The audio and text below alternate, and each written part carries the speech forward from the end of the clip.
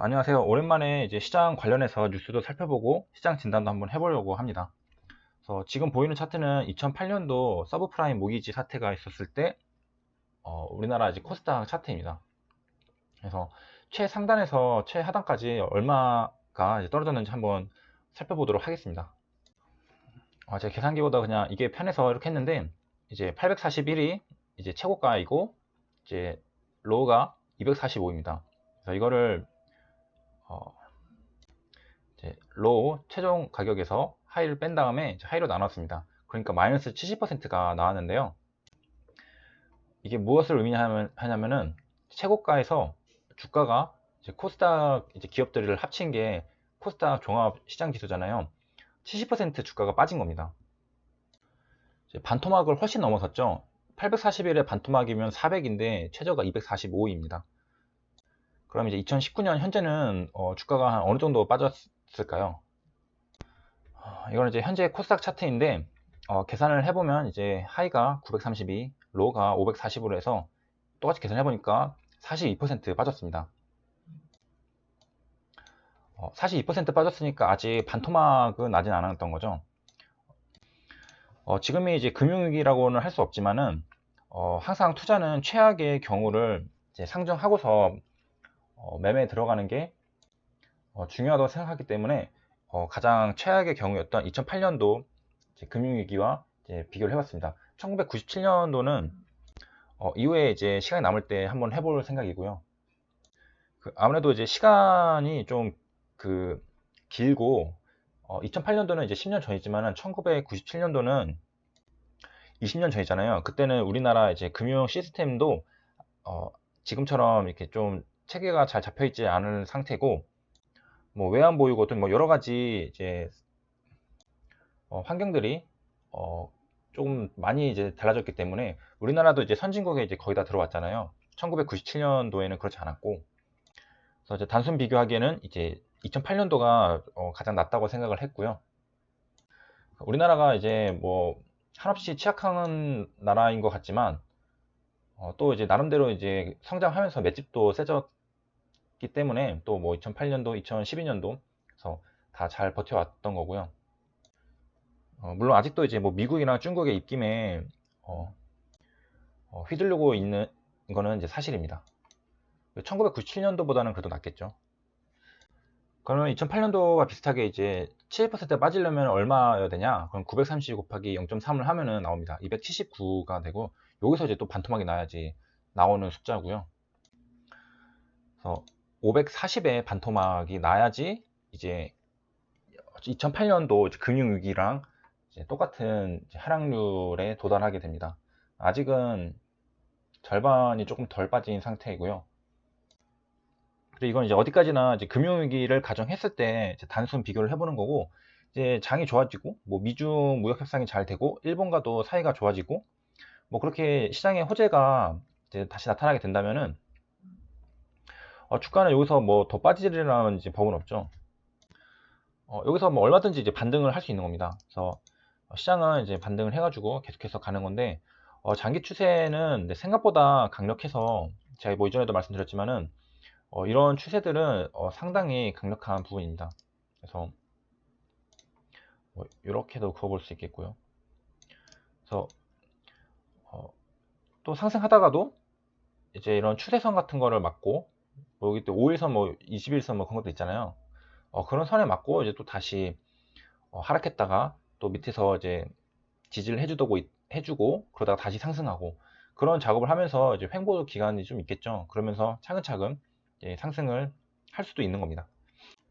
제가 100번 말하는 것보다 2008년도 상황을 보면은 이제 이렇게 하락을 하고 나서 상승할 때도 이제 곧장 이렇게 뭐 V자 반등 같은 거는 이제 하지 못했고 밑에서 이제 쌍바닥을 한번 그리고 그래서 저점을 잡아주고 하락하고 저점을 잡아주고 이렇게 완만하게 이렇게 올라가 줬습니다. 그래서 오르나 안 오르나 이렇게 고민할 때 지도세도 모르게 차근차근 상승해서 회복을 하는 그런 흐름으로 갔던 거고요. 지금도 이런 모양이 나오지 말라는 법은 없겠죠. 지금 뭐 모습을 그려본다면은 비슷하게 갈 수가 있겠습니다. 그래서 하락을 했고 뭐 다시 쌍바닥을 그려주고 이렇게 갈 수 있겠죠.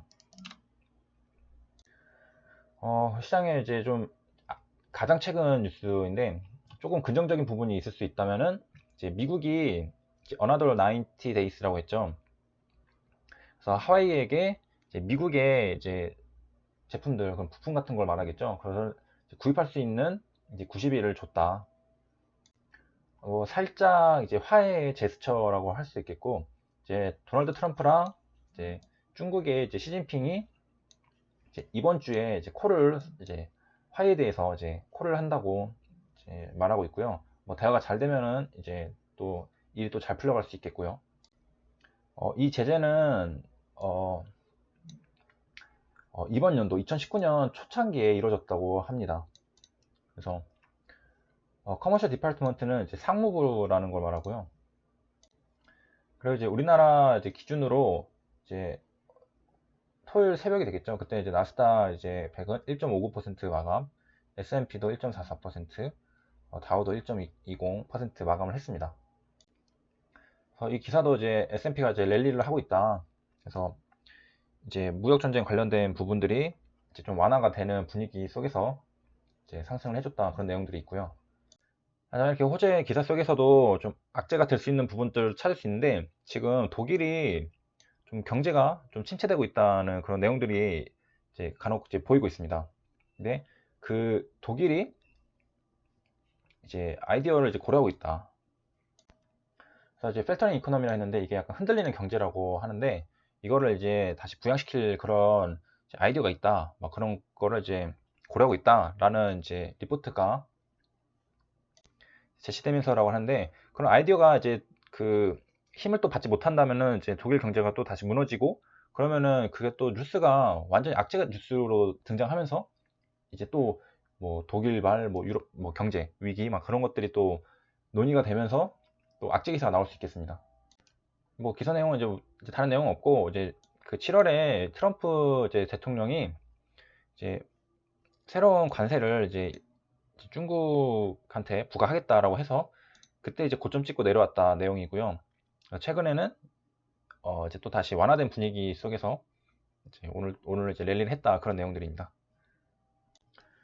그리고 이제 그 홍콩이 또 껴있죠. 홍콩 문제에 대해서 이제 많이 궁금하실 때 주말 동안 이제 어떻게 결과 나오는지가 이제 나오겠죠. 그래서 트럼프가 이에 대해서 중국이 이제 무력 진압을 할 수 있을 것 같아 가지고 그것과 관련해서 시진핑은 이제 시위대랑 면담을 한번 해봐라 라고 했는데, 중국이 강력하게 반발을 했다고 합니다.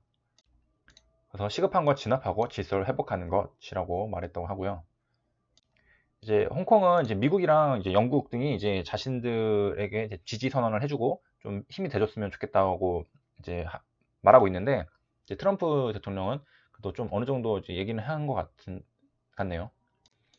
그래서 이제 불개입 입장을 고수하던 이제 트럼프 대통령이 이제 입을 열게 된 거고요.